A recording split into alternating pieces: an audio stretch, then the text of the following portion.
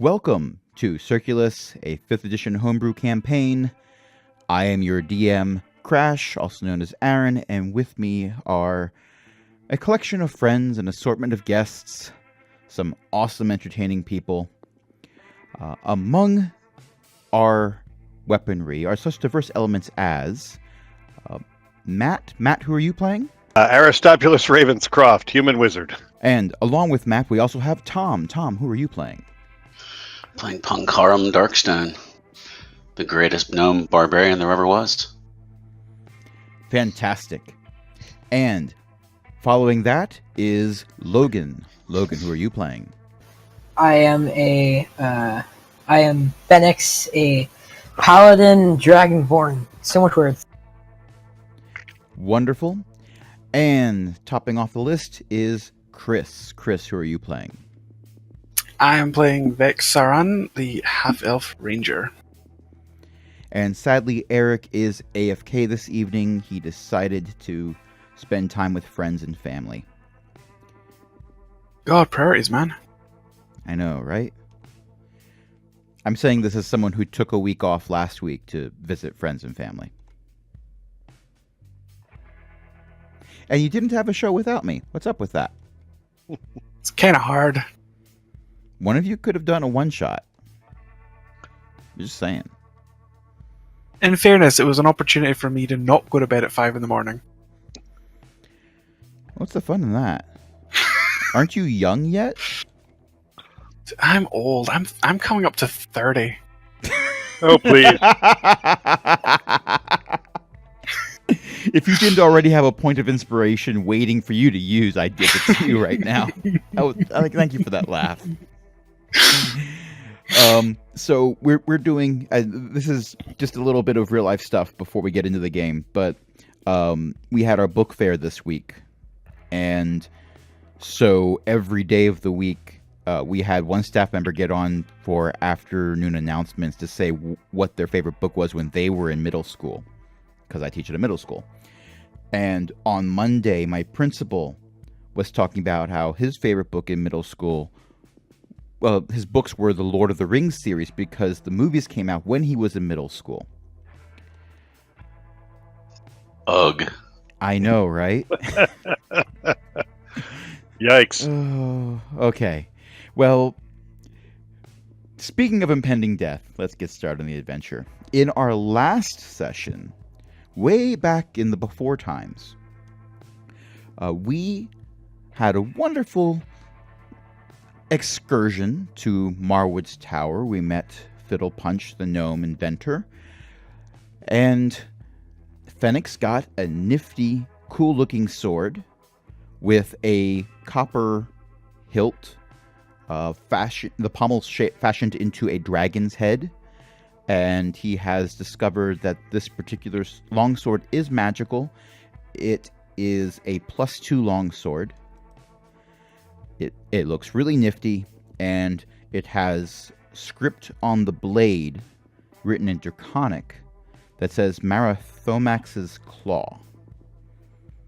And it is apparently, based on the container it was in, made to be wielded by a Dragonborn.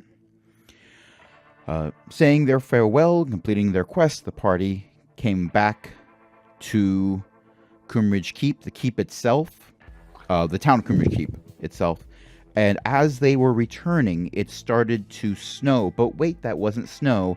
That was actually ash. And based on the way the winds work in Koomridge Valley, there is a very high chance that that ash is actually from a large fire somewhere in the vicinity of or based in the town of Goresgate, which is the town on the other end of the swamp, which is, of course, bad news all around. And that is where our party takes up. It is late afternoon, early evening. You've just gotten to the main gates. Is there anything particular you want to do? Pray. Burn it to the ground.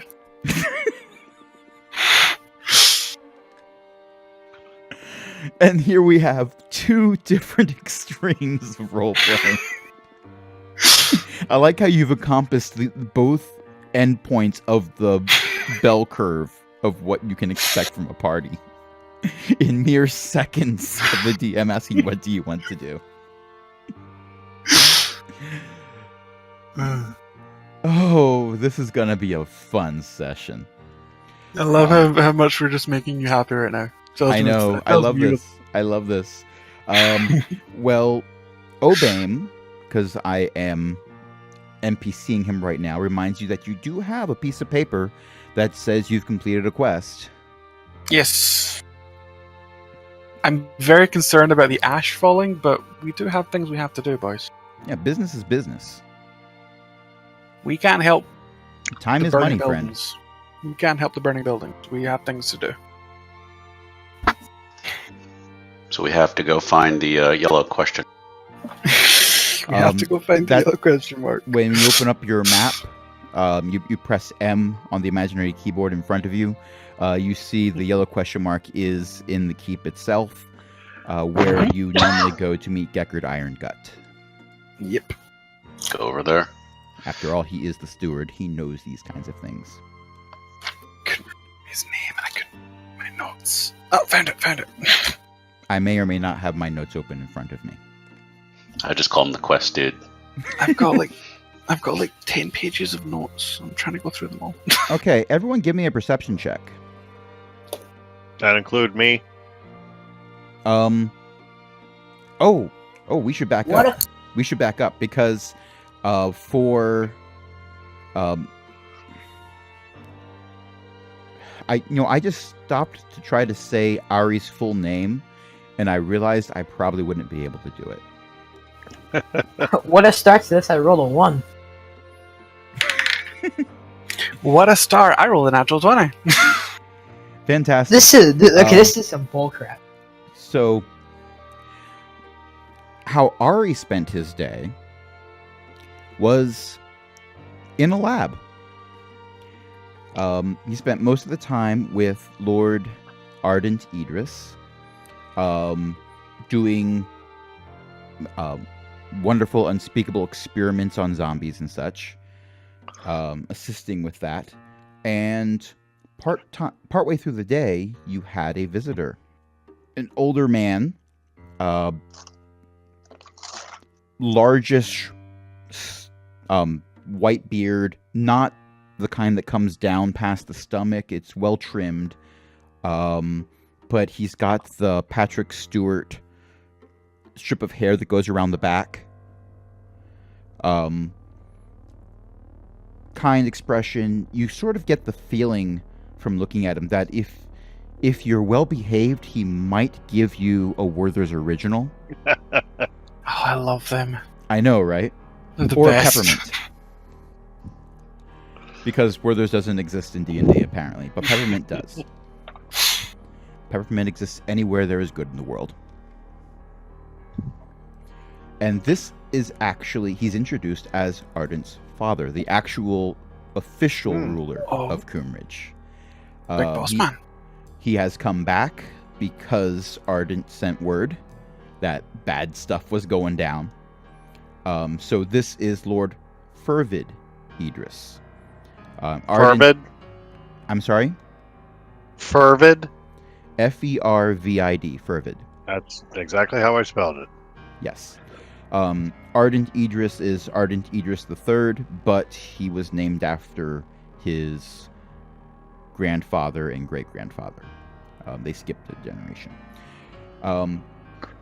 Lord Fervid is much more experienced with this kind of research, so you end up doing a lot of things that, even with your high Arcana skill, some of it, you're sort of like, oh yeah, I can tell you're definitely doing research stuff, but I would need to study for a few years before I understood what you just did. Right. But basically what you are able to gather from what they're doing is whatever miasma is infecting all of Koomridge Valley is getting increasingly strong, which you already kind of knew because zombies were coming up in a matter of hours as opposed to a matter of days. Right. But it also the timing seemed to coincide with the dwarves and now the clerics of Botanus reporting that their deities were no longer answering spells. They were no longer answering prayers. Right. So something from these deities being pushed away, or based on what some people are claiming, dying, is allowing this curse to increase in its power.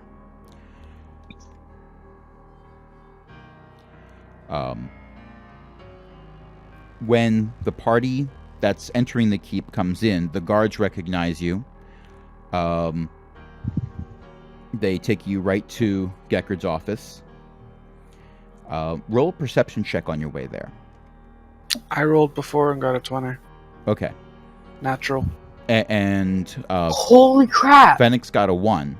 Yes, he did. Did you just get a 20? No, I got a 1 again. Nice. Tom, what did you get?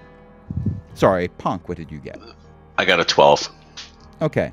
So, Vex's elven eyes, or one of his eyes, because he's half-elf, notices a strange insect follow them into the keep and fly past them. It is fairly large, but it's sort of like keeping to the ceiling.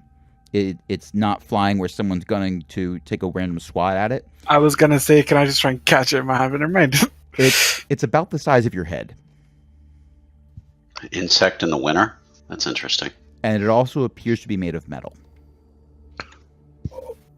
It flies right past you. Can I take a shot at it? You can try if you want.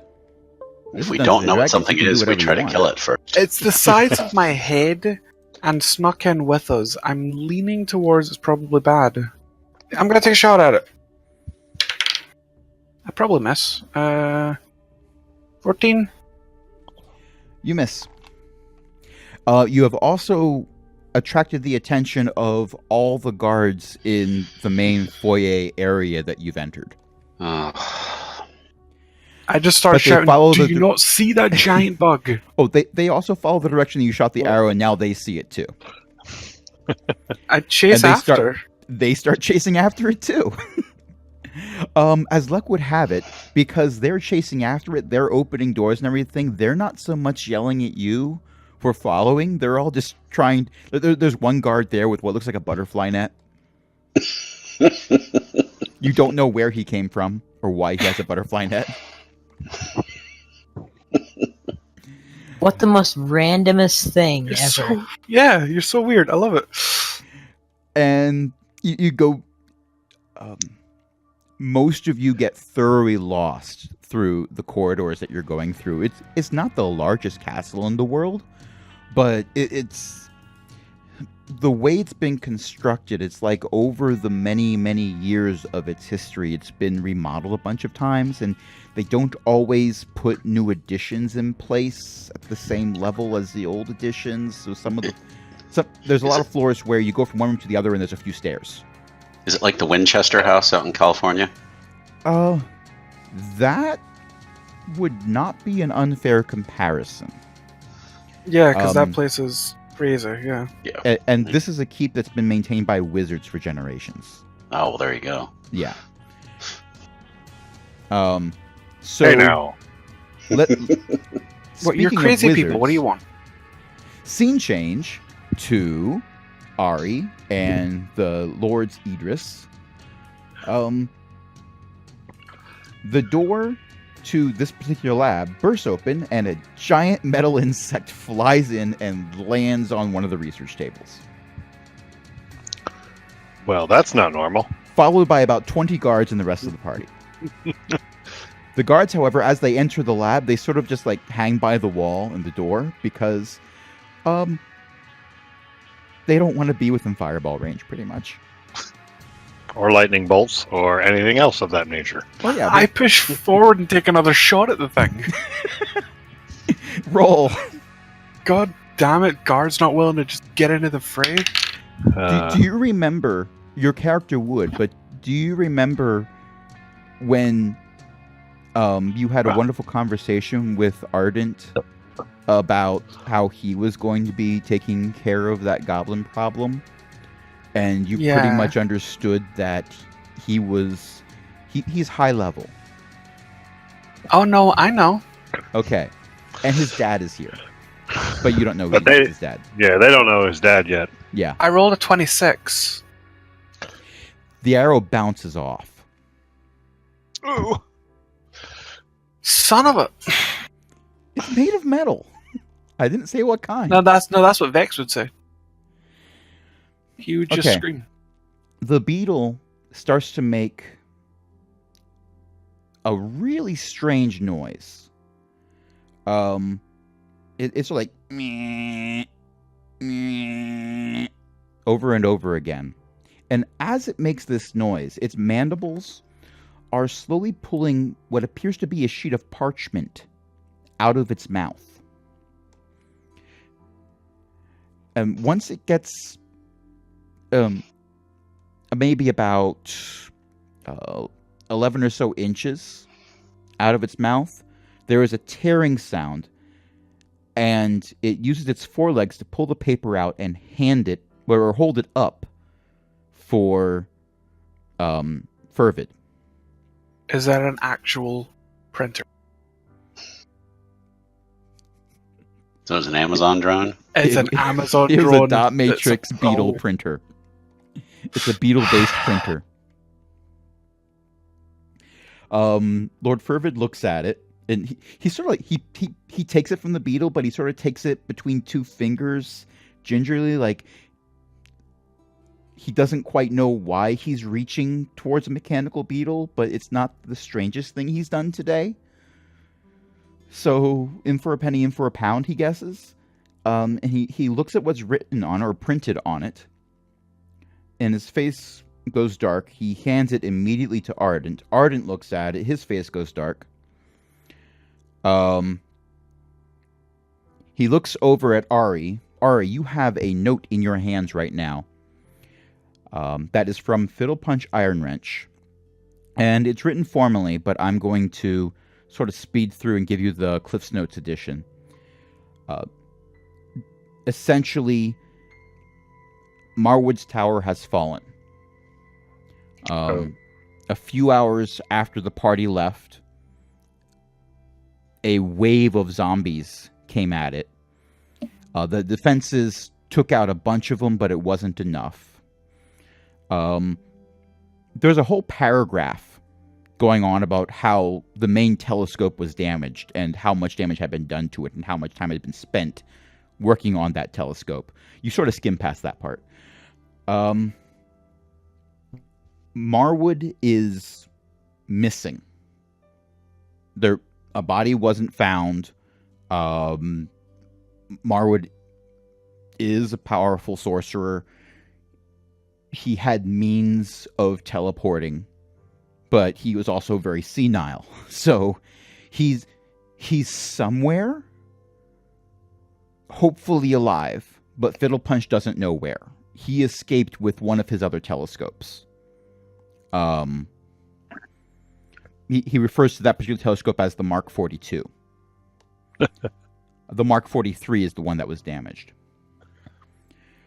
Fiddle Punch escaped with the telescope, or Fiddle Punch escaped with a telescope. Marwood presumably also escaped because Fiddle Punch could not find a body. He could not find what happened to Marwood. But he's fairly certain that Marwood escaped. They killed a lot of zombies. But there was just too many of them. And he ends it by warning that this particular group of zombies is probably going to be heading towards Koomridge Keep next. I'll read it and tell the party. Okay. The guards do not look in a good way.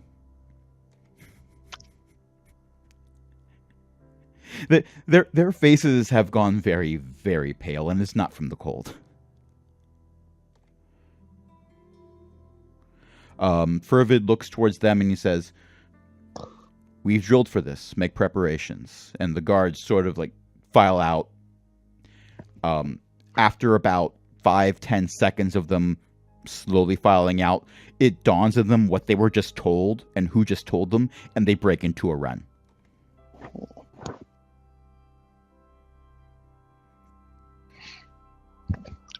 This flying bug thing. A printer. Huh? It's a printer. A printer? It's an It Amazon printed drone out the printer. letter. Oh, so it printed out the note. Okay. Yeah, it's got a it also has some other features apparently because it was able to fly here, but it has a built-in dot matrix printer. That gnome's been busy. Your note has little strips of perforated paper on either side of it with little holes in a row that you could probably be able to tear them off if you wanted to. I'll forgo that. Jiffy Lube doesn't have those anymore, and it upsets me. So I'll be the one to say it. What's the plan? There's a brief moment where there's a round of introductions. Very, very brief. But Ardent has met you, so he points out who everyone is. You're introduced to his dad. Who says you can call him Fervid if you want. He's not big on the Lord thing anymore because he doesn't rule Koomridge anymore in anything other than name. When he says that, I said I wouldn't have called you Lord anyway. He's in He charge chuckles. of researching the magic. Researching the curse, yes. Yeah, I meant the curse. He chuckles and hands you a Werther's original. I chuckle and eat it. So while you're making a Constitution save to keep from crunching the Werther's original, at disadvantage, because who can resist doing that? I will absolutely do that. Con save? Yeah. 9. You fail. Crunch. That was going to be best difficulty 15, feeling. by the way. Best feeling in the world. You may or may not have chipped a tooth, but you don't care. Okay. So basically, it's been 100 years since they had to deal with zombies of any large number inside Koomridge Valley itself. Mostly they've had to deal with zombies coming from the swamp. Because other than that one path that goes through it, people don't tend to wander through the swamp unless they're already dead. But they've always known there was a chance. You only need one set of houses to go down before it sort of has exponential growth. So monthly they train for, and I'm not doing this as succinctly as they're explaining it because they're wizards and one of them casts a minor illusion to show you basically what they're doing. I do not have that ability. Magic not being real or anything. Excuses. I know. And I'm very much aware that sufficiently advanced technology is indistinguishable from magic. But, whatever. So, you've already seen the first line of defense. They do have that wall that's about 6 foot high. It's high enough that a zombie is not going to be able to just climb over it on their own power. They also have arrows that are prepared that their guards can shoot from the top of this wall. And there's small towers every 20 feet or so along this wall.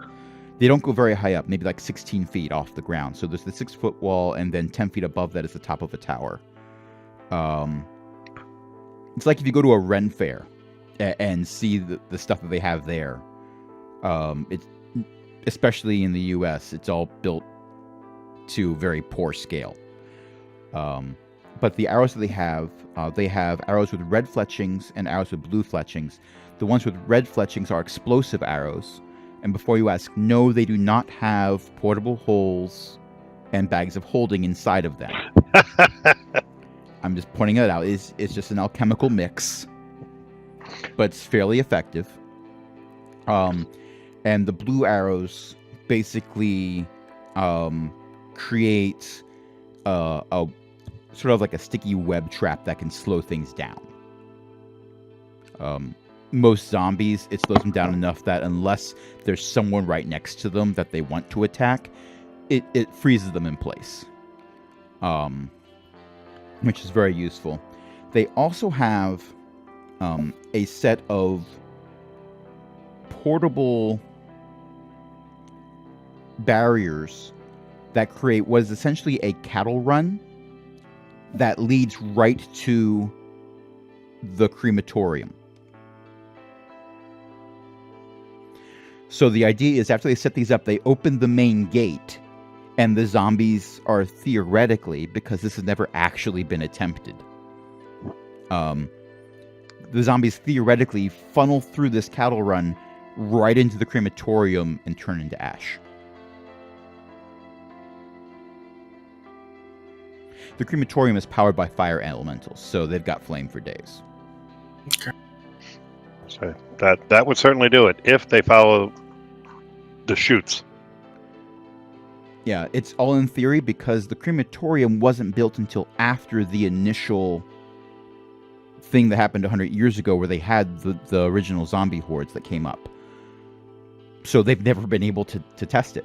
So their guess they have a theory that should work. Yes, in theory it works. But in theory, lots of things work and don't. Yes. They're going to get one shot at this. I just had an Eminem song pop into my brain. So did I, and I regret it. I'll take some of those arrows. Oh, they will be distributed along the wall. So if your help in the defense will be very welcome. And anywhere you go along the wall, there will be arrows ready for you. Lovely. They even have it set up so that the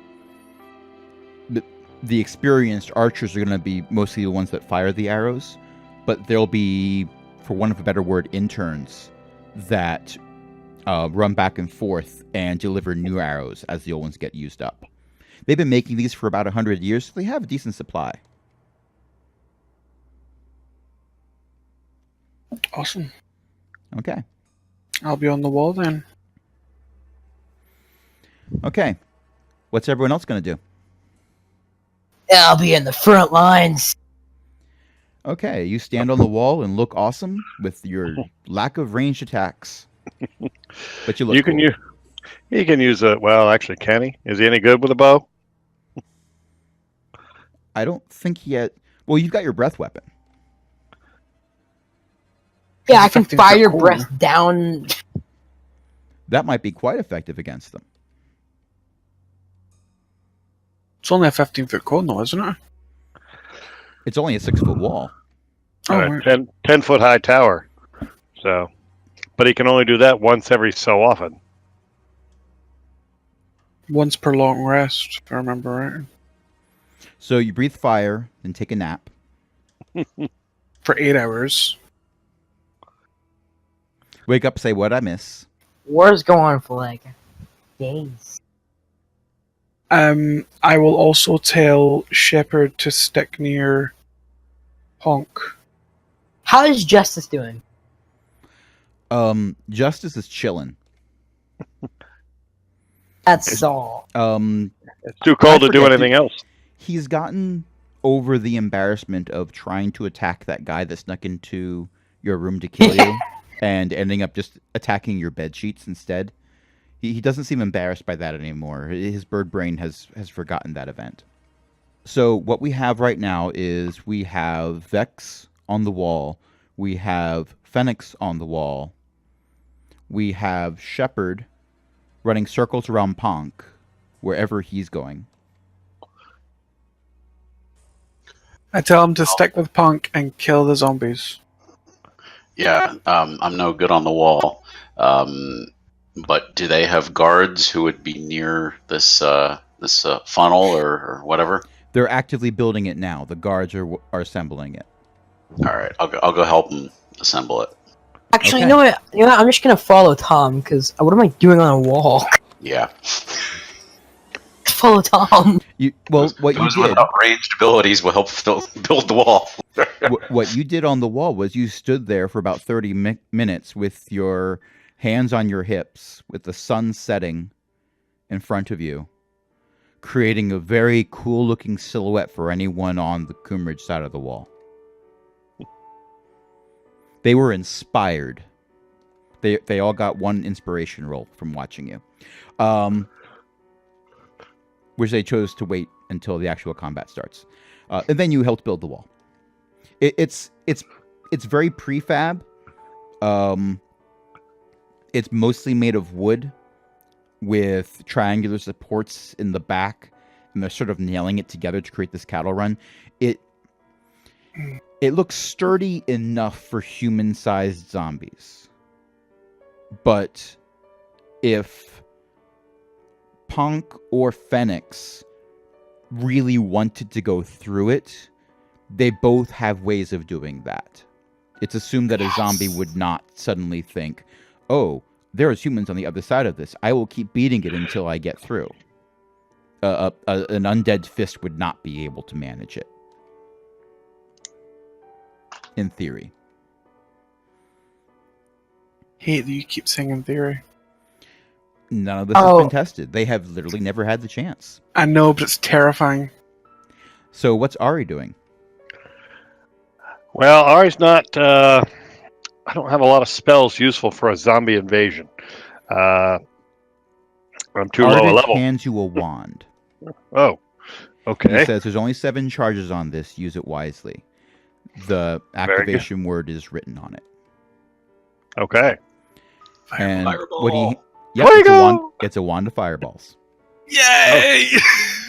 I'll take that. Although I have a feeling I will end up using it. That's why he handed it to you. At least I can use it. Is it one of those ones where you can dump multiple charges to get higher levels? Yes. Fireball. Yes, you can. It is. If you have a Dungeon Master's Guide on you, it is exactly as described in the Dungeon Master's Guide. I'll do it back. I do. Okay. So, we haven't seen the zombie horde yet, correct? No, all you Just- have is a warning delivered from Fiddle Punch. And Fiddle Punch is at least far more credible a source than Marwood.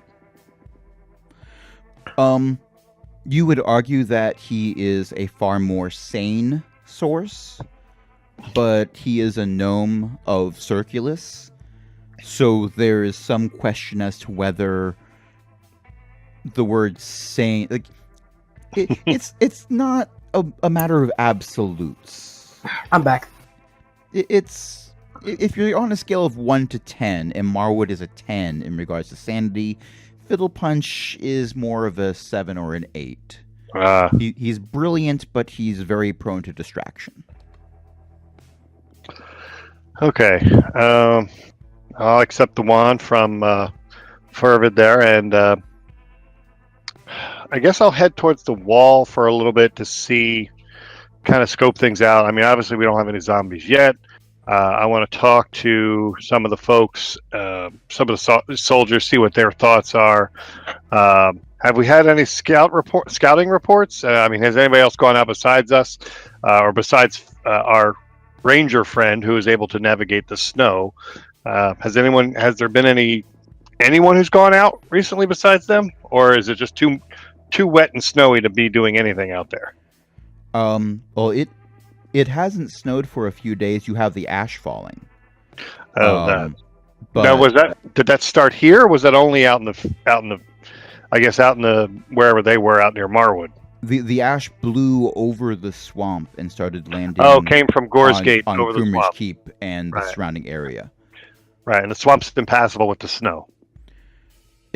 Currently, yes. Okay. All right, so it came from the other way. And what you gather, because Ardent and his dad are off doing their own preparations. What you can basically gather is mostly rumor mill. So it's everything from the zombies aren't really coming and this is another drill to you're the last bastion of humanity and everyone else is dead. But pick anywhere in between those 2 points. Right. And there is someone who believes that story honestly because they heard it from a friend of a friend of a brother of a cousin from a friend. Gotcha. All right. So the general rumor mill is saying that this could be another drill, but I was there when the note arrived. Then I will do my best to at least go around to the troops and let them know. Look, I was there. I saw this note. There's no reason to not think this is real. That this is happening. Okay, you do that. Nobody is happy about what you're telling them. I don't expect them to be. Many of them refuse to believe you because who's this guy? Many of them have seen you in the keep during their various duties, so they know you're a guest. But a lot of they're in the denial stage of grief right now. I'm not a grief counselor, so I will simply just all right. Well, move on. I will keep trying to deliver the message or make it clear to them that this is not a drill. This is really happening. You really need to be on your game. Anybody who's not should probably step down, let somebody else in their place. This is going to be the real deal. Okay, everyone, give me a perception check. No one. No whammies. Oh my god. Did you get a 1? I rolled 5. Well, that's not a 1. Not a That's one. not a 1. So that's 14 for me. 12 I'm rolling for ball. Tom. Punk. 7 for Ari. He is terribly busy trying to talk to other people. Okay, so I rolled for Obaim and got an 18.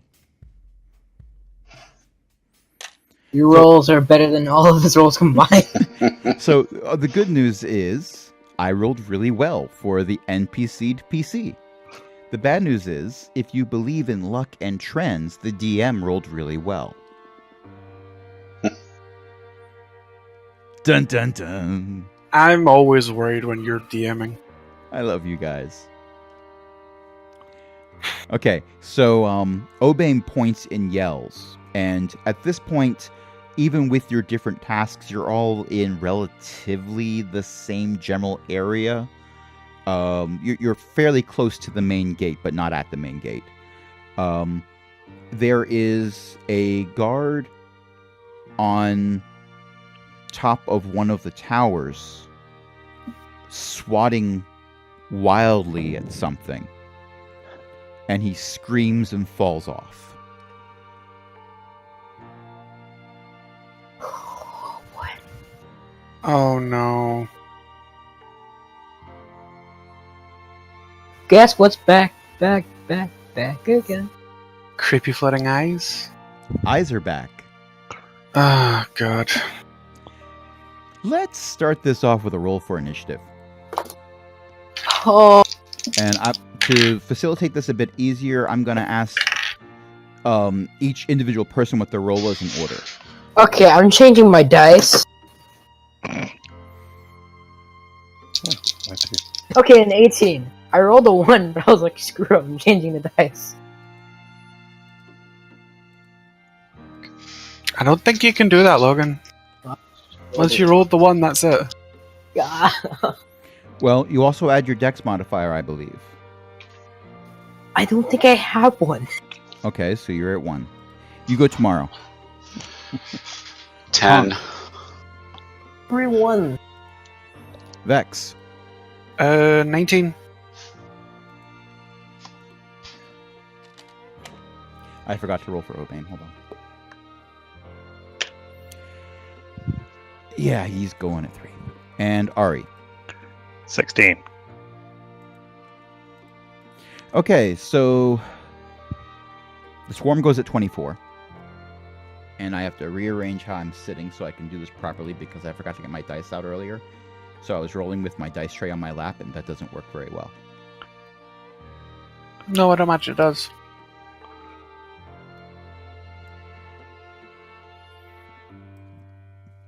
Okay, so the swarm sort of swoops down from the top of the tower and starts whizzing around a guard that's on top of the wall. And... ooh, lucky guard. He screams and jumps off the wall. He made his save. And runs away from this. So it's a swarm it used this movement to get on top of the wall from the tower. And try to attack this guard. That guard made his save and he's booking it as fast as he can. Next up is Vex. Okay, am I in range to try and shoot the swarm? You're about 40 feet away. Okay, so I'm within my 150 foot first increment. Okay. Yeah, you could get to the swarm if you really wanted to, but you wouldn't be able to attack at the same time. No, because I'd have to pop a dash. Yeah. So, Hunter's Mark onto the swarm. A giant red arrow appears over one of the eyes and started just like weaving in and out of the swarm because that one eye is what you put Hunter's Mark on. And shoot at the swarm. It's a 17 to hit. I'm flipping between various pages with all of my stats are open. Yes, a 17 hits. Okay, so 1d8 plus a d6.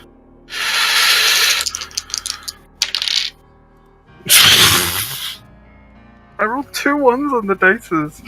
Okay, so that's 5 points of piercing damage.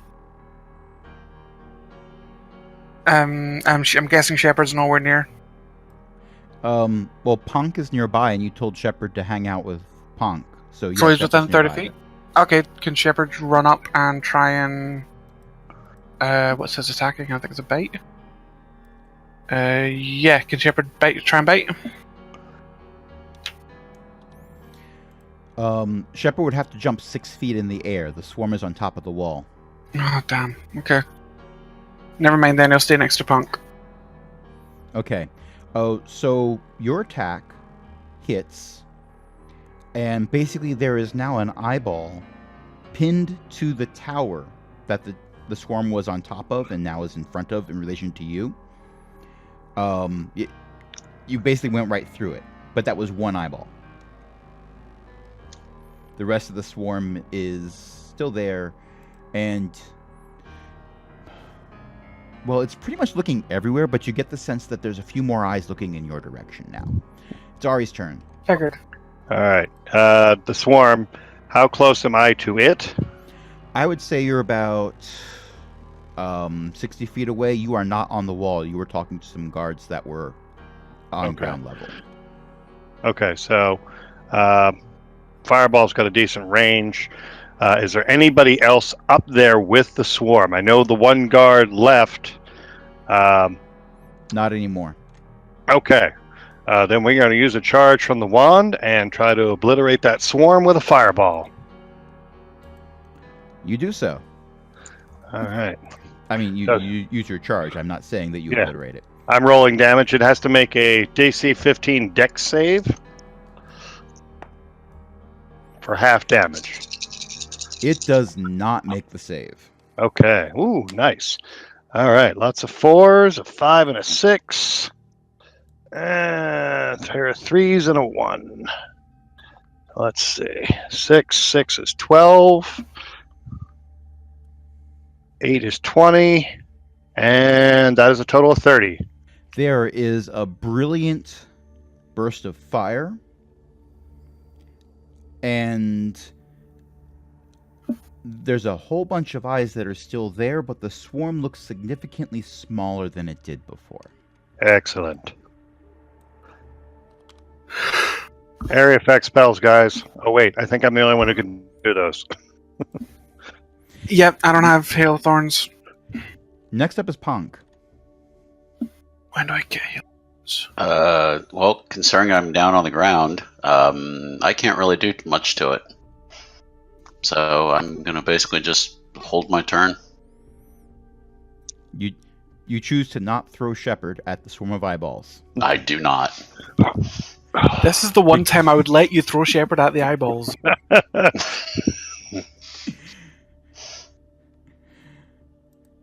We'll talk later. Next is Obaim's turn. I'm regretting NPCing him because now I've got to look up spell abilities that I'm not totally familiar with. I can play on mine. I play a cleric. He's going to cast Guiding Bolt. Yeah, he is.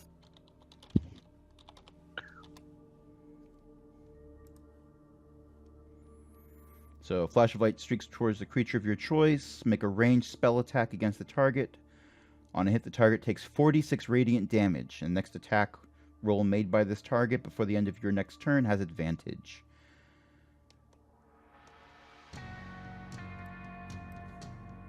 It's attack made on the target, not by. That is a hit. It's supposed to be the next attack on the target, so whoever attacks it next would get advantage. Yes.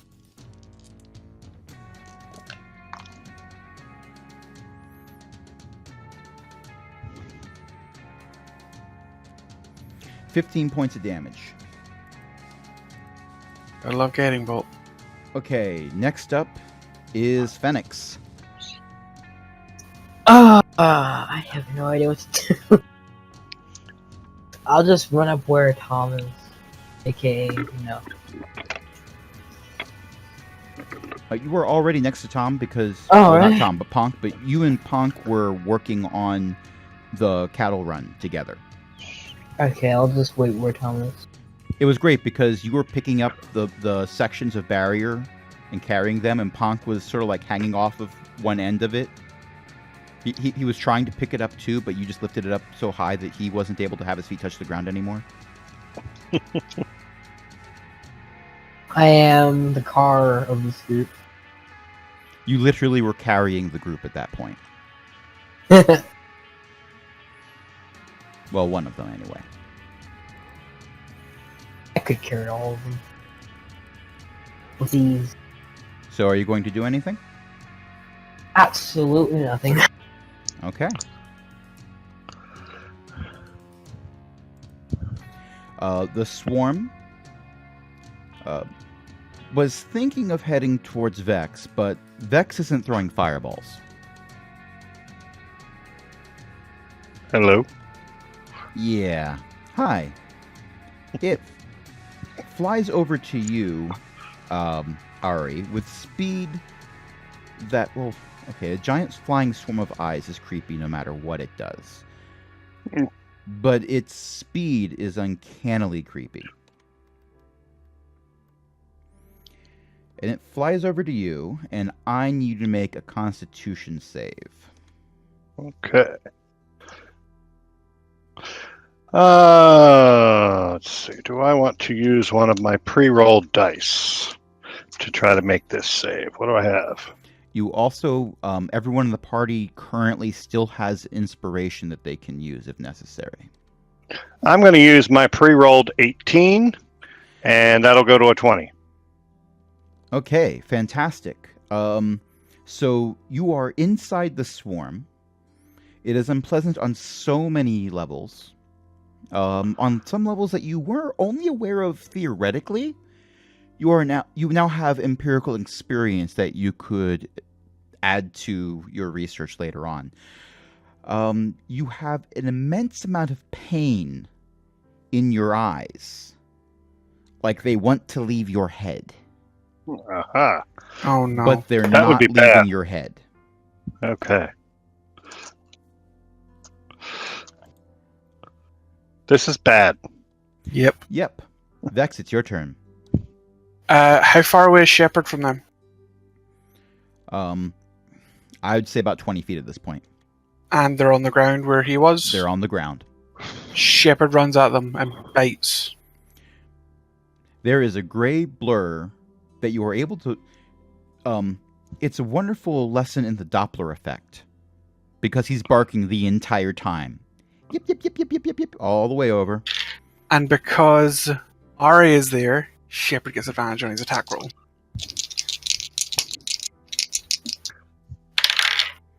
So that's 17 to hit.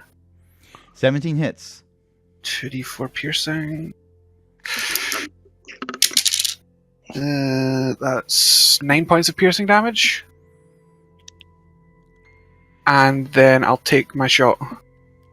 That's My actually arrow. 4 points of piercing damage. Oh, halved. Okay. It is Area resistant. effects. Area effects. I don't have area effects. Neither does the dog. Then the dog should get out of the way so I can use some. The dog bucks it back 20 feet. You need to get out of the way of the area effect too. Oh, and I will. I have a bonus action Misty Step spell ready to rock and roll. I rolled an 18 for my attack. You hit. Oh, that's much better. 7 plus 4 is 11. Plus Hunter's Mark. It's 14 points of piercing. Rest of 7.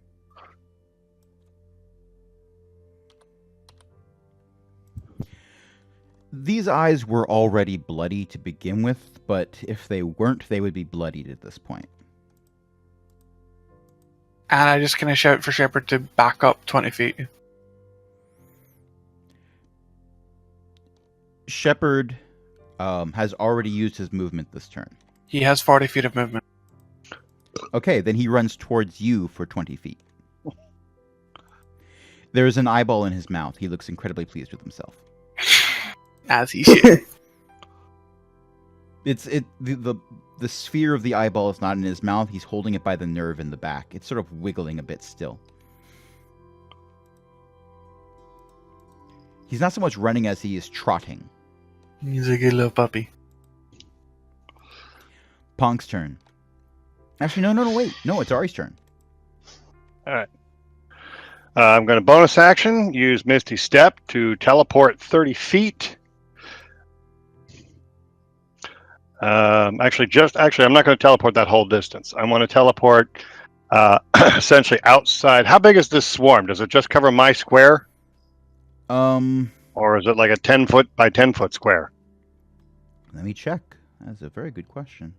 It can vary because it controls all of its little parts individually, but as it was surrounding you, let's say that it was fitting itself into a 5-foot square to attack you specifically. Okay. Then I'm going to teleport 10 feet south, outside, so I'm outside of it. And then I'm going to try to use... Now, can I... the fireball's probably too wide in here now. There's too many people down below. 20-foot radius from that point. Would I be able to aim the wand and trigger the fireball so that it only caught the swarm inside without hitting anybody else? I don't know how crowded it is down here. You seem to be the only people crazy enough to move towards a swarm of eyeballs. So yeah, every other person, all the guards, they were trained to fight zombies, and maybe a local drunk that got sort of out of hand every now and then. They're all using their actions to flee. Okay. I just don't want to have any friendly fire incidents. Literally. Exactly. At this point, if you center this fireball on the swarm of eyeballs, no one gets hurt but the eyes. Quick question, though. Is there a lot of wood right around there? Around you, yes. Okay, but not where he's aiming? Ari was closer to the wall. The wall is made of stone. Just making sure. Yeah. Well, that would be the kind of thing Ari would check to make sure quickly, like, okay, nothing flammable nearby as well? Okay. Ari was there for the conversation about the explosive arrows. He knows they're on the wall. This fireball will not hit the wall. All right. That's all I want to make sure of. So they will now again make a DC 15 Dex save, and damage will be, let's see. There's 10. That's 20. It makes it save. Okay, so that's 26. 246. All right, so 26 total on that. That's half damage, or that? Oh, it took That's the 13. full damage roll, so they'll take half of that for 13. Unless they suffer something for being an area effect spell against them being a swarm. No. The only benefit you've got is it's not resistant. Not resistance, yeah. It's not resistant to fire damage. Okay. All right, I have used 1 Misty Step and 2 charges on the Fireball Wand. I am going to, not that it'll matter, try to... No, you know what? I'll stay where I am. I don't think I'm going to be able to run and escape these guys. Okay, Ponk's turn.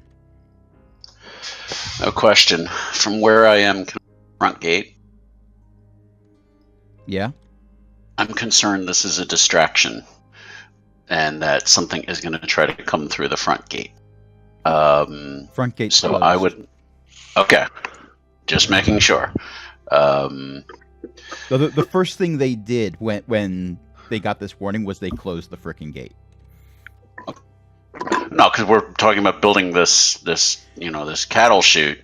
I wasn't sure but how far the chute went, so it will go the full distance from the gate to the crematorium, but you haven't finished building it yet, so they're not opening the gate. okay. And I'm going to continue working on that then. So chaos is going around. There's fireballs, there's eyes, there's guards running screaming. There's a doghouse over to the side that has a dog and a cat sitting next to each other inside the doghouse. And you're just there working, using your monkey wrench to hammer in nails. Yeah, because it's got to be built, because we need to do that. So yeah, so I'll continue to do that. I'm loving this. I'm painting this picture in my mind of what these actions are that are taking place. And I love this. This is fantastic. I love you guys, man. Okay. Woo! Obaim's turn. I'm just going to take a moment to say that Eclipse is posting things into Discord, and Eclipse, never be sorry about that. Just keep posting those.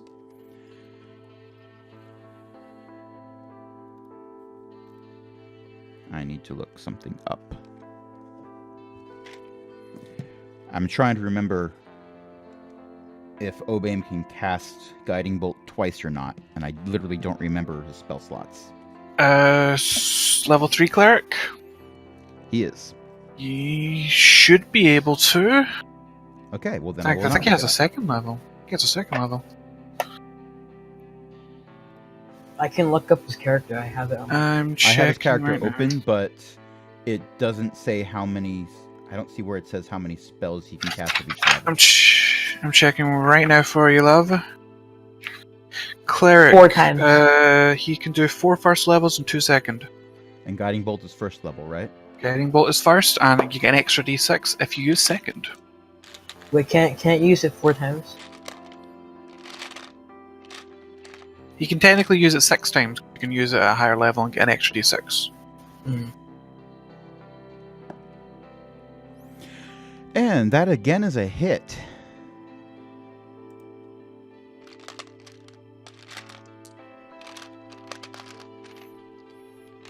I'm going to play him conservatively and not burn higher level spell slots, because the way I'm going to treat this, Obaim doesn't know if he's going to need to heal people. Ooh. Yeah, be very glad that as I'm rolling damage, I'm rolling for the good guys right now.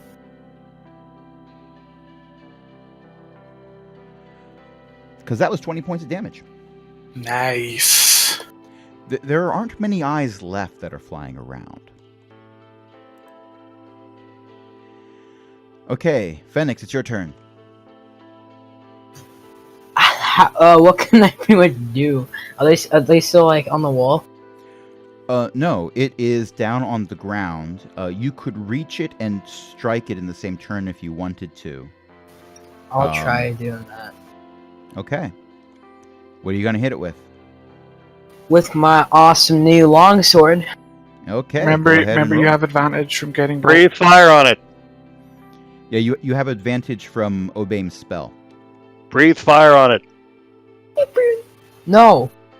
Yeah, it'll do more damage than your sword. But it's not your turn, so you can't tell him what to do. I can't talk? It's his turn. He makes the decisions. Alright, well, could he... Yeah. I rolled an 18. I can't tell if you said 18 or 19, but it doesn't matter because it's a hit either way. Roll for damage.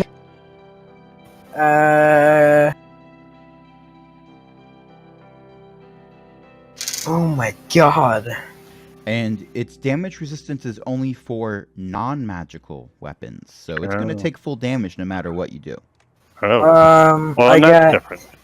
I got an 11. Okay, so there were about 8 to 10 eyes remaining after all this massive damage that had been thrown at it from multiple angles.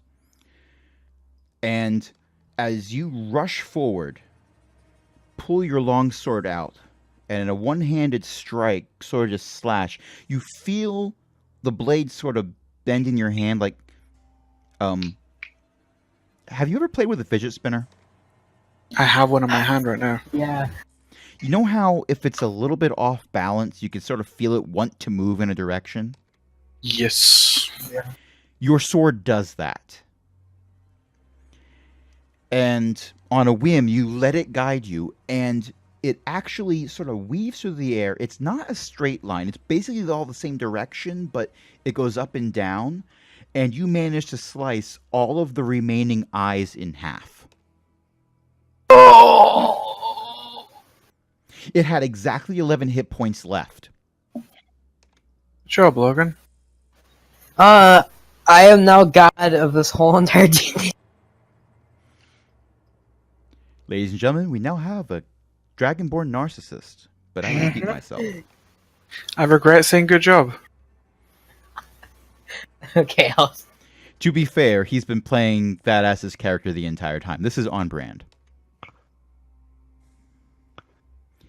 Okay, so wait, combat this is bad though. If it's letting that's my dream that I had, like my vision, how it showed me on top of like a bunch of bodies. This sword can do that. Well, granted, any +2 sword would do that. I was RPing out what the +2 was doing. Oh no. Dang it. Okay, well, we are out of initiative. Combat is over. The guards are sort of tentatively coming back. One of them is stabbing an eye on the ground, like he thought he saw it move. Another guard is slapping him upside the head. I'm just gonna shout over, finish what you're doing. We don't know how long we have.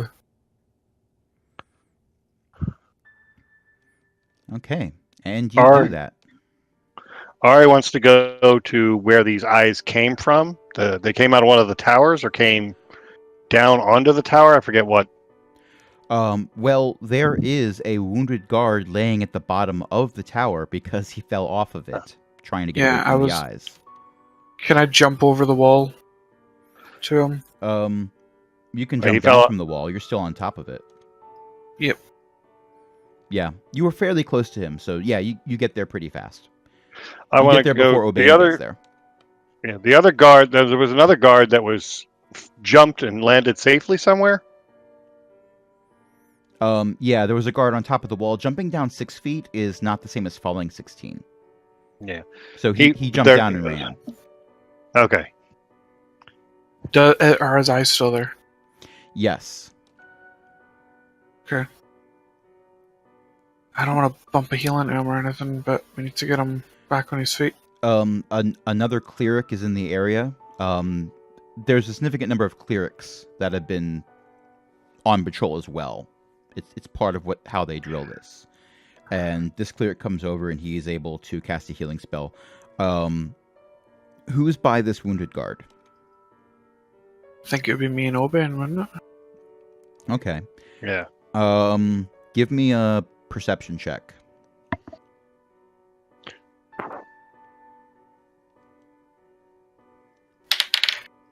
Natural 20. This guard is dressed like a cleric of Botanus, but they're not wearing a blue rose for their holy symbol around their neck. They're wearing, and it looks like it was kind of hastily made. Like it might have been a rush job by the local blacksmith, but they're wearing an oak leaf. Wait, what? Their holy symbol's an oak leaf. Like mine? You recognize this. This is one of the clerics that you were talking to after you went to help because they weren't getting their spells answered, their prayers answered. So this is one of the ones you were talking to. You made a convert. Wow. He notices that you notice, and he's just like, I needed it. We needed a deity.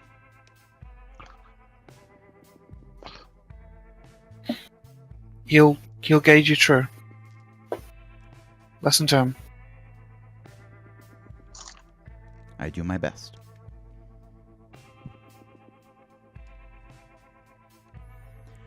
Your best isn't good enough. I help the guard up and try and get him inside, and then go back to the wall. Logan Dagnabbit. You ruined a beautiful moment. I didn't. Akari, I'm going to have to ask you to say again what you just said, because the whole time you were speaking, I was just trying not to laugh at Logan's line. Logan, congratulations, you almost broke the DM. We're in a beautiful moment. So Vex, what did you say? What did I say? Oh, I help him to his feet and go back, get him inside, and go back to the wall. He says they came from behind. Came from behind. I take a supply of the arrows and go up that tower and just watch.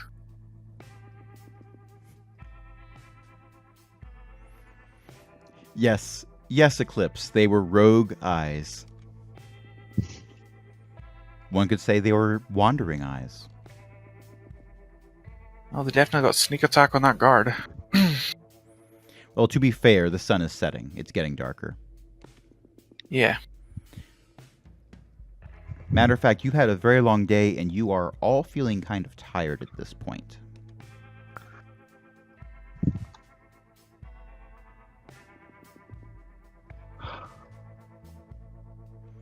Especially now that the adrenaline rush of combat is wearing off, you're realizing that you've been up, some of you, since before sunrise.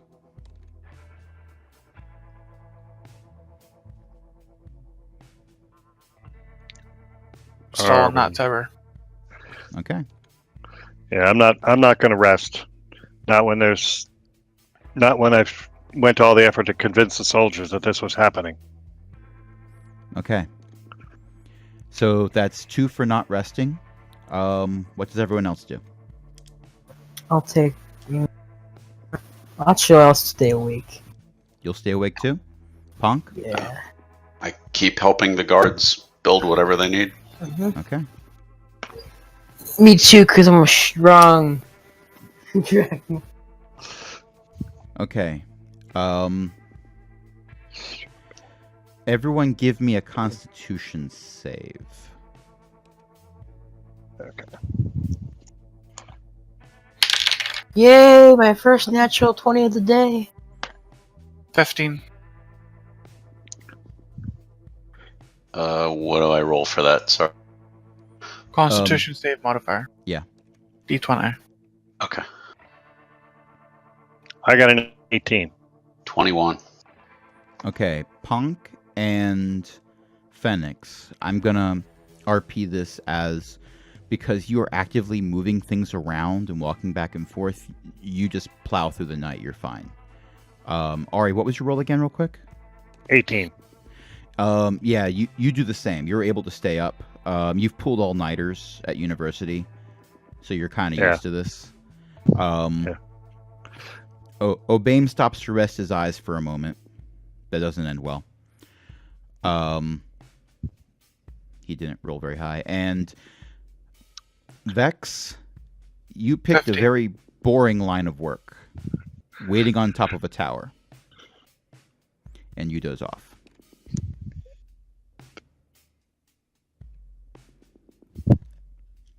Fine. Okay.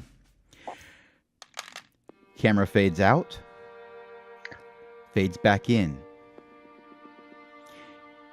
You know that the area you're in is the town of Koomridge Keep. The houses are small compared to you. The wall is there. It's still 6 feet tall. The houses all look like miniatures. The ground looks like it's sand, like it's a beach. And off in the distance, you see a tower. You recognize it as Marwood's tower, except it's not shrouded in mist. And you see a black wave coming from beyond the tower. And he just keeps coming and coming and coming. It hits the tower. The tower breaks into pieces and collapses. Parts of its masonry are sort of, well, stone doesn't float, but it hit with such force that there's still pieces of stone that are caught in this wave near the top of it and are moving forward.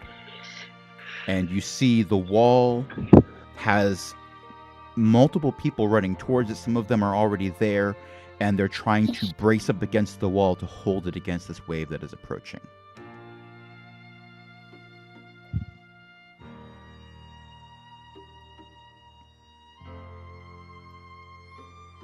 And it might be dream logic, but you think that holding, like bracing against the wall, might be able to hold this wave back.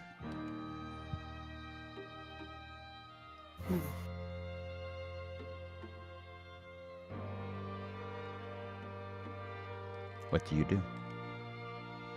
I'll run and hold the wall as well. Oh, you.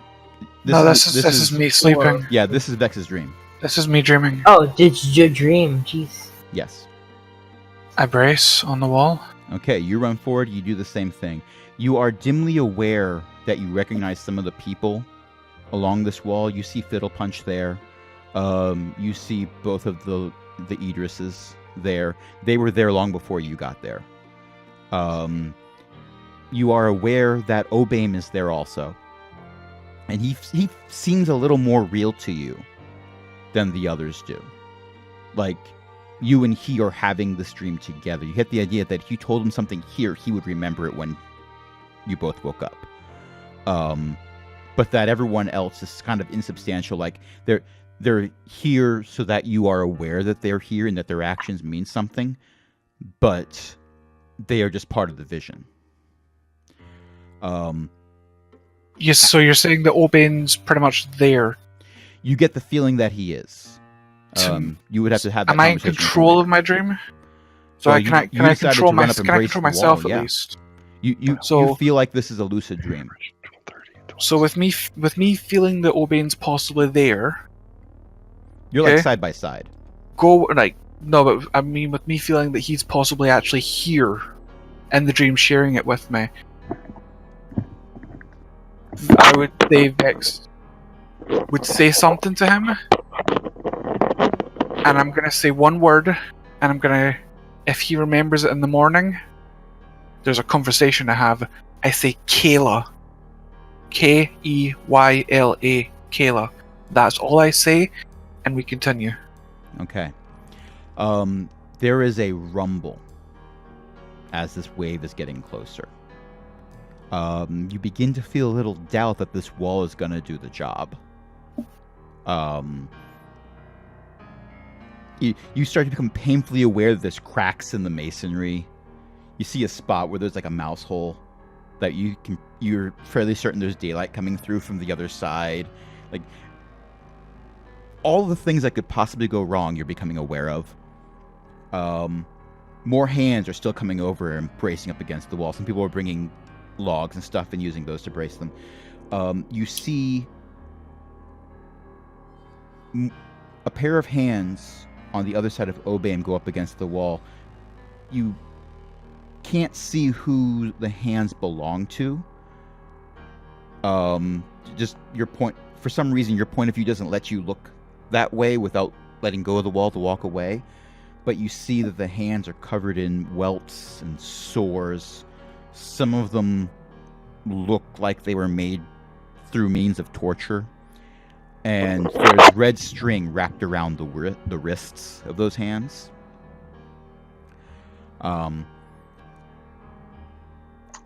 You look to the other side of you, the side that Obaim is not on, and you see another pair of hands. The skin is very wrinkled and dark and rough. It looks like bark. And the clothing looks more like leaves and vines than fabric.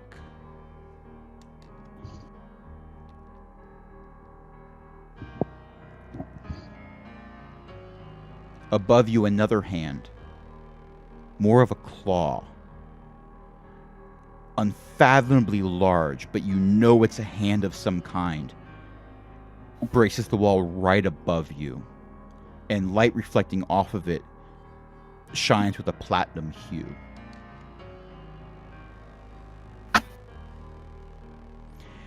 The rumble gets louder and louder. You can feel it in your bones. You feel it in your chest. Like if you go to a concert and you are standing too close to the speakers and you feel the bass just rattling through you. This is what you're feeling. And as the wall gets hit by this wave and the masonry sort of shifts, so it's more like sand being hit by a wave than it is by stone, you wake up.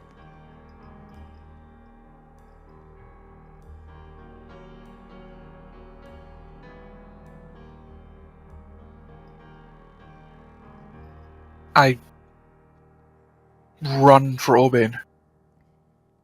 You fall off the tower. I'm okay with this. Roll a dex save. Dex save, that's 15.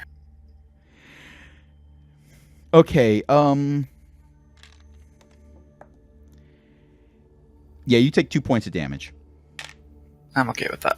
You land wrong on your ankle. You realize halfway down that you nodded off on top of a tower, not in your bed. Yep. Forgot about that. That is this wonderful cap to that vision. I've been planning that for 2 weeks now. 2 weeks. That hurt. Okay. Obaim. Okay. Obaim is running over to you. At the same time, you're running over to him, and he says, Kayla. So it was the same dream. We shared it. I don't think it was a dream. Vision? Most definitely. We're screwed, aren't we? I feel like these are alternate endings of. We have 3 gods on our side. If we're screwed, everyone's screwed.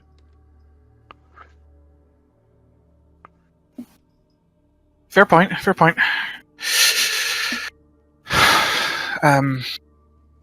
I feel like we should go maybe talk to them, the gods, see what they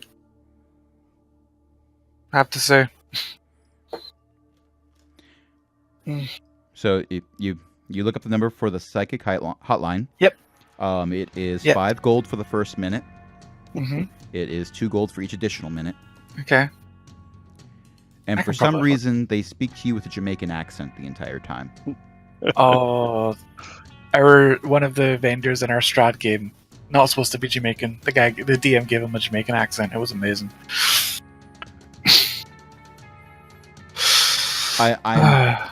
I'm specifically parodying someone who I don't think their commercials aired across the Atlantic.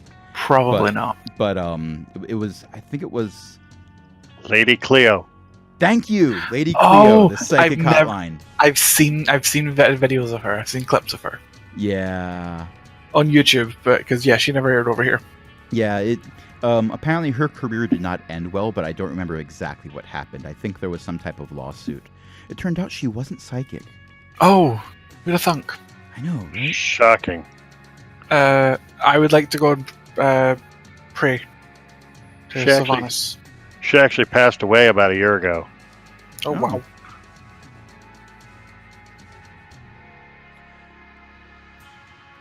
2016 was the last year for a lot of people. But okay, so Akari goes to pray. Everyone else is working through the night. The cattle run is done. It finished maybe a couple hours before Vex and Obaim woke up. Obaim woke up where somebody had actually draped a blanket over him, where he fell asleep against the wall. Over to the side a little bit. I just looked at the image that Eclipse posted. Yeah. Dex-based AC like a boss. Oh, wonderful. Wonderful, wonderful. Only I was a monk, then that would be true. You just like land on a blade of grass and it wouldn't bend. You'd have one toe on top of it. Yep. Okay. So the people who didn't doze off got a couple hours of sleep, but you're not feeling it. Your morning cup of coffee should probably actually be, maybe a barrel that you just put your head in. So Obaim and I got a long rest. They didn't. No, they did not. They worked through the night. Okay. Although, to be fair, Ari didn't use any spells the previous day. I used Hunter's Mark, so kind of Yeah. glad I didn't use any the previous day, but I used one last night. Misty Step. Okay, so you're down one Misty Step because you haven't had your long rest yet. Yep. Okay, but the sun is rising in the east, like it does. Day breaks. Obaim cast Mending. He never I'm a gets to horrible use person. that. He never gets to use it. I'm gonna give him a chance to use it, dagnabbit. I would give him that chance in this session, but he's AFK, so I don't feel like it would count. I just want him to like walk into a random inn or something and see that there's like a pane of glass that has a crack in it. So he's just like, And it just aha. fixed. But then I want the owner of that shop to be like a magic phobe and like chase him out by hitting him with a broom over and over again. And then he shatters the window himself. Puts the crack back. That'd be so mean. Okay, so as the sun rises in the east, and keep in mind the way Koomridge Valley is built, Koomridge Keep is on the western end. The whole valley is kind of like an American football shape almost, where it's sort of tilted a little bit, with the eastern end pointing up closer to the north. But still west and east are good descriptions. Sorry, the eastern end's pointed up a little bit. So as you're looking to the east, you're looking over the 6-foot wall towards the interior of Koomridge Valley. And as the sun rises, it's getting brighter, but it's kind of hard to see the sun because there's a lot of smoke in the air.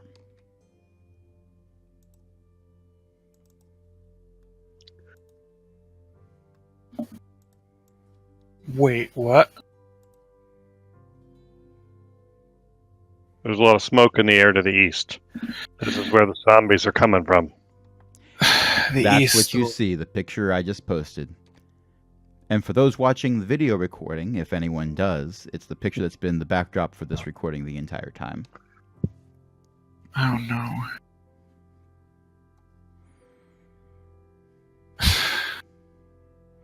They're coming from the other side.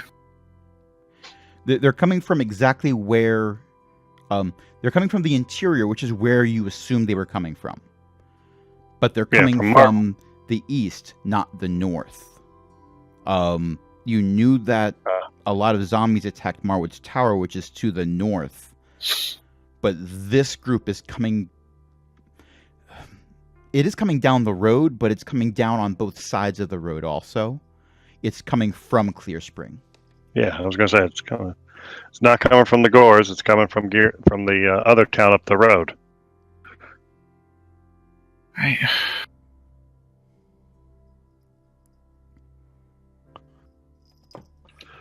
And of course, the guards are running around and frantic. The commander is riding a horse up and down, not on the wall, obviously, but That'd be quite funny.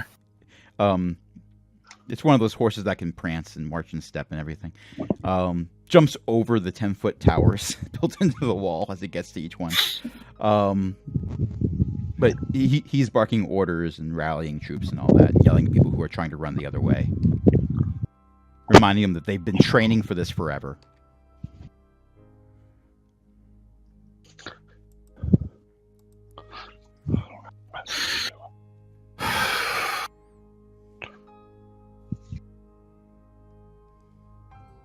Can I try and commune with Sylvanas?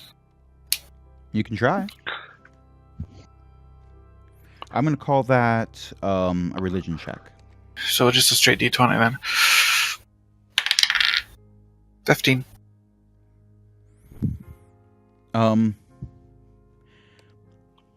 You get the feeling that you're not alone, but you don't get verbal responses. Okay. No verbal responses, that's fine. Doesn't have to be a verbal one.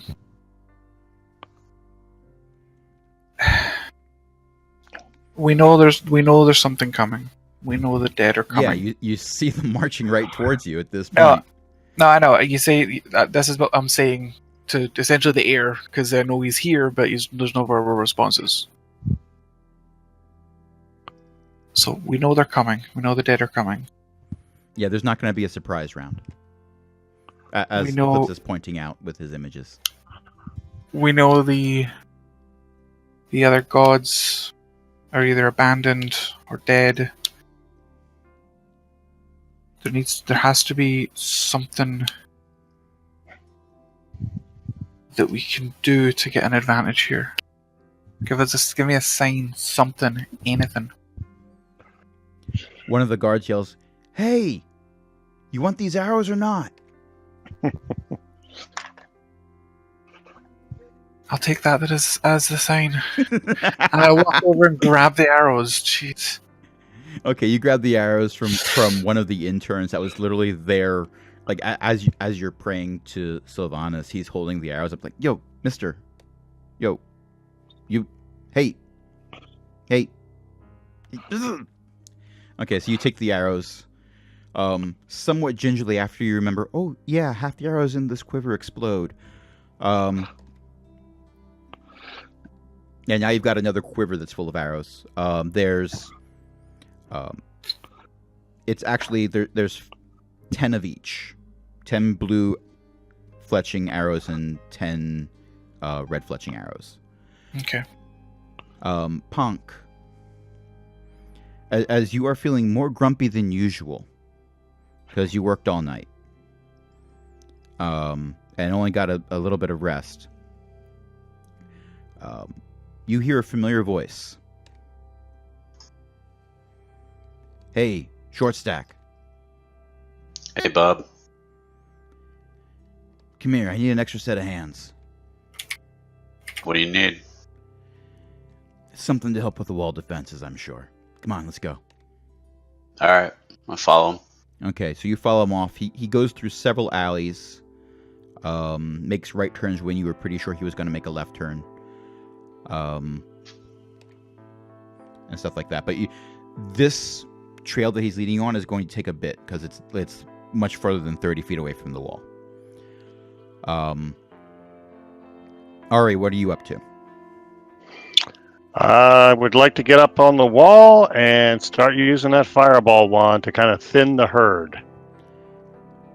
Okay, so you hop up on the wall and you raise the wand to strike, and before you do, 2 fireballs light up in the middle of this horde, incinerating huge swaths of zombies.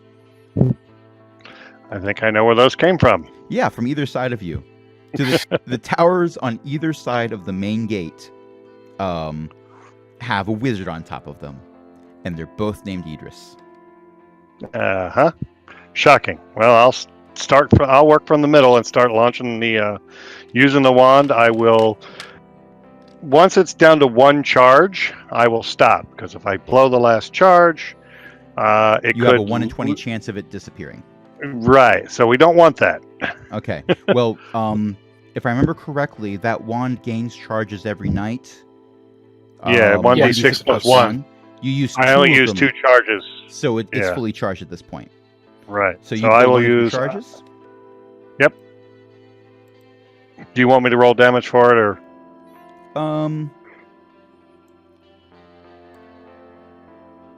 Yeah.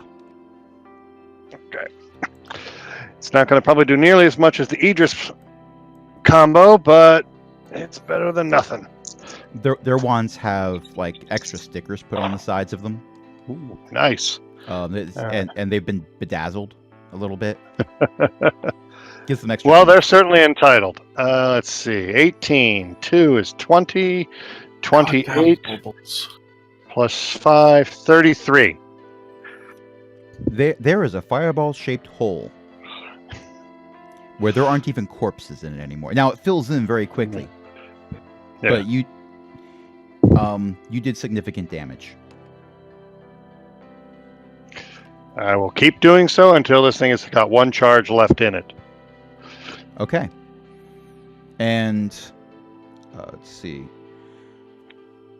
Fenix, what are you up to? I don't know.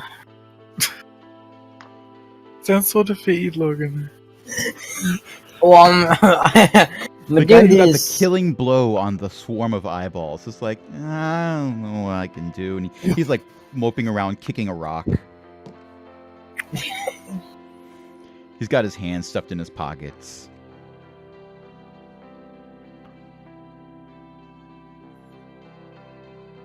Don't worry, you'll have something to do soon. I promise you. I'll just go to my bird and pet him, I guess. The inn is actually closed up. The door is barred. This is a town under siege. There's no one wandering the streets right now. As you go to the inn, it's there.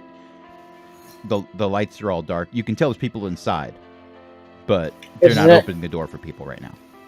Are there anyone that needs help or like need a hand anywhere? Yeah, they're all at the wall. All right, I'll go at the wall and help out. Okay.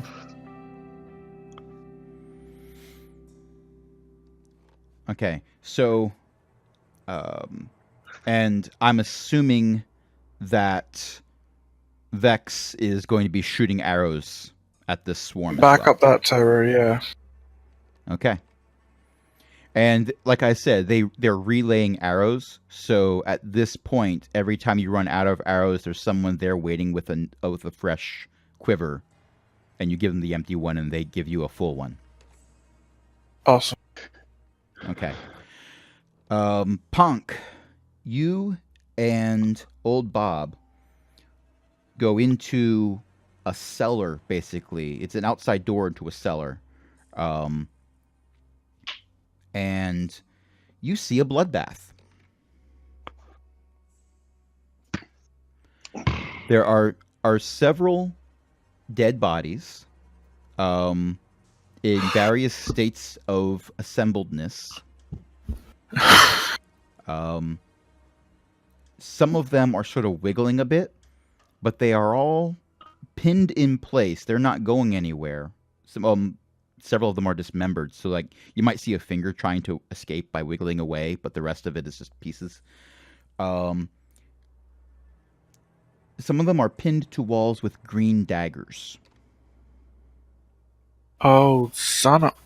They are not painted. The leather is actually dyed. It's done tastefully. Who does this to leather? The leather was treated well. And do these daggers, are the hilts, do they look like the ones I'd seen before? Shaped like a dragon? The ones you saw before look like what someone would make if someone told them about these daggers and then tried to make these daggers blindfolded. Okay. So they were like knockoffs. These are the real deal. And give me a perception check. All right.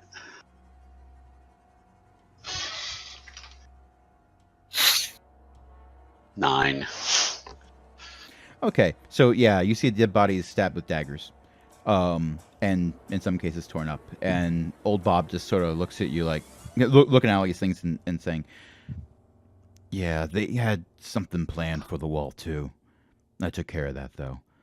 What I can't do is carry this." And he sort of motions to a sack that is full of vials with some type of volatile liquid inside. Like the liquid is moving when the sack isn't moving. Okay, so explain to me, Bob, who are these guys? Well, remember you asked me to look into these guys with weird looking daggers? Uh-huh. I found them. Okay. Well, more of them anyway.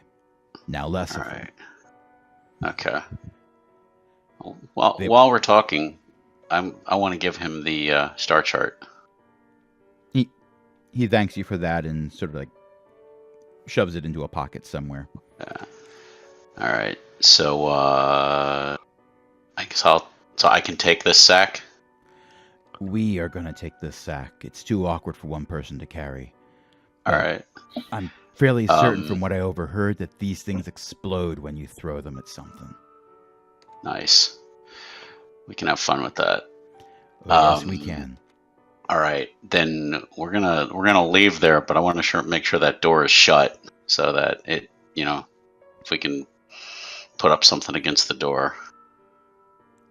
Way ahead of you. All right, so we'll take that. We'll head back to the party. And it's significantly heavy, not too heavy for either one of you to try carrying by yourself, but it's just the sheer awkwardness of it. It's a two-person job. Okay. Especially for people of your size. No offense. Legits. Offense taken. That is on brand. Yeah, we're gonna head back. And I don't know what I want to do with them just yet. Okay, so you start heading back. Mm-hmm. And everyone else is doing their thing. Fenix, not having ranged attacks of his own, sort of gets into the routine of moving arrows back and forth with everyone else. They're grateful for his help. I'm assuming this happens because someone sees him moping and hands him a quiver and says, "Here, give this to that person." So he gets into the relay race for that. You're about halfway back, Punk, when you're going through a particularly narrow alleyway. It's not wide enough for both of you to walk side by side. And a dark hooded figure carrying a staff steps into the alley and blocks your way. Get out of the way. Is that any way to speak to an old acquaintance? How tall is this person? Oh, never mind. How did you get here? Everyone was watching the wall. No one was looking under it. Nice. What? Yeah, we need to get back because we got your message, obviously. Message? I gave you no message. And this hooded figure steps closer. It is not Fiddle Punch.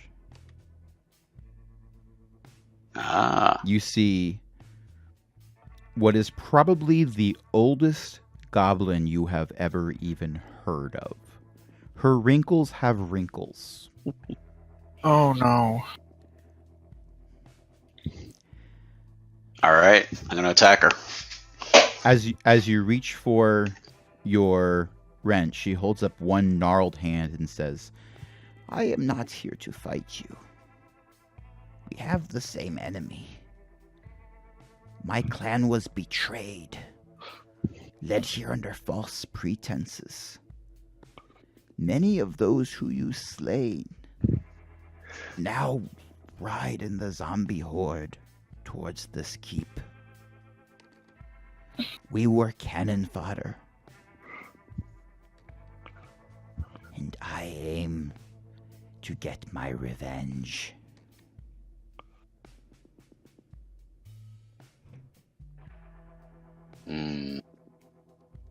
You do have the sense that behind you, as you were going through this alleyway, you were sort of walking backwards with the sack between you and Old Bob. Old Bob is behind you. You get the sense that he has one hand in his coat reaching for something, but he's not pulling it out yet. He's following your lead. I'm the barbarian. Diplomacy's not my thing. I was just thinking that. Well, give me an insight check. All right.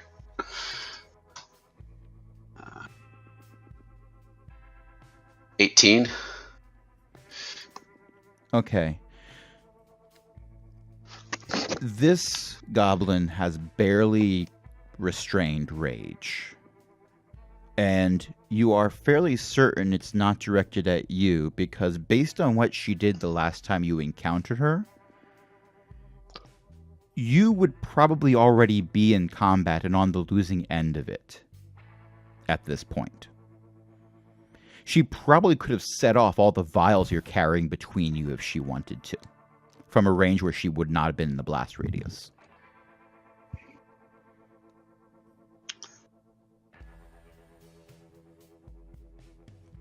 Will you allow me to help you?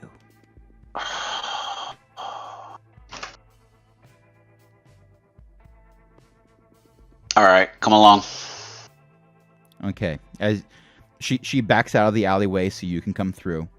And as you enter into what is an abandoned street at this point, there's one lone tumbleweed blowing through past some abandoned carts. Because there's always one tumbleweed. You don't know where it came from. Always. There's a few goblin children there. They have smaller sacks, and they sort of just come up and just grab handfuls of vials, put them into their smaller sacks, and run off. Wait, hold on. So the sack that me and Bob had, They robbed you. is lighter. Oh, hell no. I'm not letting them take. Too late. They were in and out. All right, then I'm... And the shaman says, "We will meet the zombies as they meet the wall. Watch for us." And then she disappears in a poof of smoke. She threw something on the ground, and there's a poof of smoke. And as it fades away, you see her running away. She looks over. She sees you. You still see her. She throws another vial down. Poof of smoke.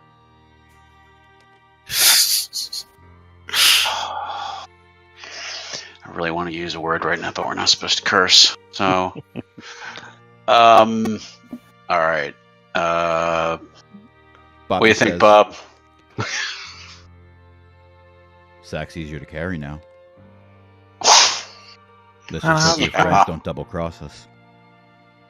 They're gonna double cross us. I don't trust her. All right. Look at me. You're the one who has friends. Aww. I'm not gonna. All right. Well, we're gonna take the sack back, and I'm gonna say to Bob, say anything about the goblins.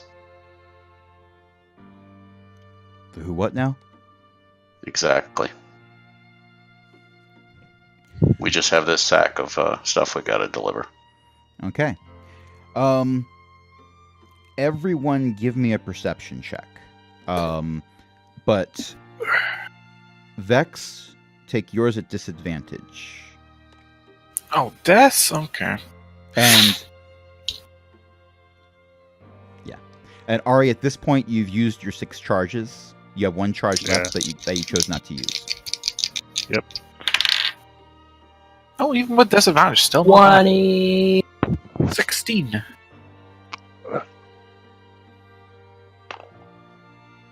Rolled a 15 and a 12. My perception is +3. All right. Okay. So 19 for Ari. okay. So you see a figure. I would say a hooded figure, but it's the middle of winter. Everyone's wearing a hood. Go up to the wall. Toss something into a quiver that an archer is currently using and run off. And as this person's running away, they get about 15 feet before the quiver explodes. Son of a...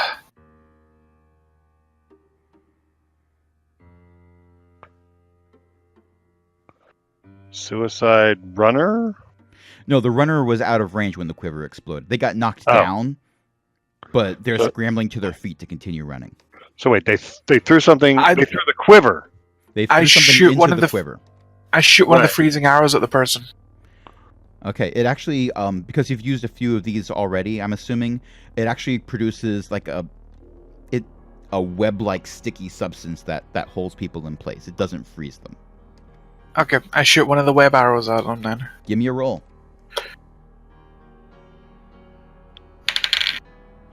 17. That is a hit. The arrow, for want of a better word, explodes, but instead of a giant fireball, what you get is basically like if you sneeze into a tissue and then open it to look inside, it looks like that. They also take 8 points of piercing damage. Noted. Okay. They immediately pull out a green dagger and start trying to cut themselves free. Can I shoot another? Just a normal arrow? Go ahead. There's 2 other guards running towards this person. I also throw Hunter's Mark on the person. Giant red arrow appears above their head.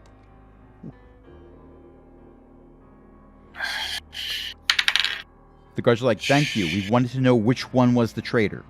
This is 17 again.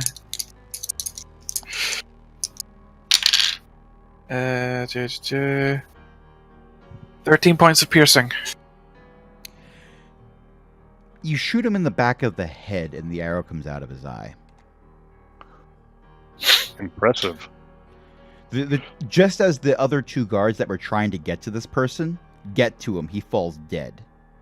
And they sort of look Shoots up an at arrow. you, and they're holding their hands out, palms up, like, how are we going to question him? Vex doesn't care. Now, Vex's smiles, and then his teeth just glow. There's a little ding as one of the teeth sparkles in the rising sun. Okay, at this point, let's go to initiative because the zombies are getting close enough we need to start worrying about that.